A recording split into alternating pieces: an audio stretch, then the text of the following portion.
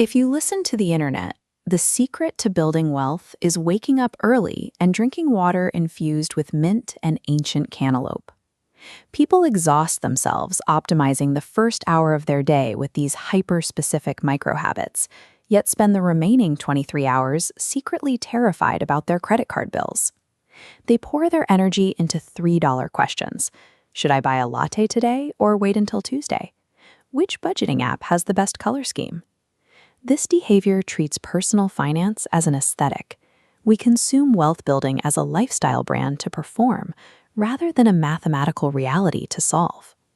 Obsessing over these highly visible, trivial choices creates the illusion of control, but it actively distracts us from the boring, structural work actually required to build net worth. When the personal math doesn't add up, people look for something big to blame. Macroeconomic trends provide the perfect psychological cover for individual financial failures. It is much easier to say inflation is killing your savings than to admit you financed an $80,000 luxury truck simply because you could stretch the monthly payments to fit your checking account. But the ultimate excuse for avoiding wealth is the marginal tax rate. It is arguably the most deliberately misunderstood mechanic in personal finance. You have likely heard someone boast that they turned down a raise or a promotion because moving into a higher tax bracket would result in lower overall take-home pay. Tax brackets operate like buckets.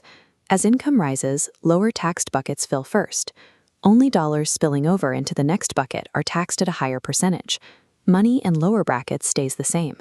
Taking a raise always results in larger take-home pay. Willful ignorance of these basic mechanics drains more wealth from the average person than any broad macroeconomic trend ever will. We also use vocabulary to lie to ourselves. Modern consumer culture has successfully trained us to rebrand our purchases, calling a $3,000 designer handbag or a massive bathroom renovation an investment. An investment has a strict mathematical definition. It must inherently produce a measurable financial ROI. If it does not pay you, it is a luxury. Buying luxuries is fine, but lying about them is dangerous.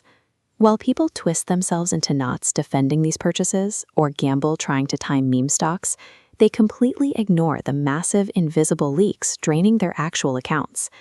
The largest leak is usually the assets under management, or AUM, fee charged by financial advisors.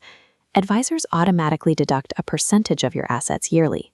Over 30 years, let's compare a flat fee portfolio to one paying a 1% AUM.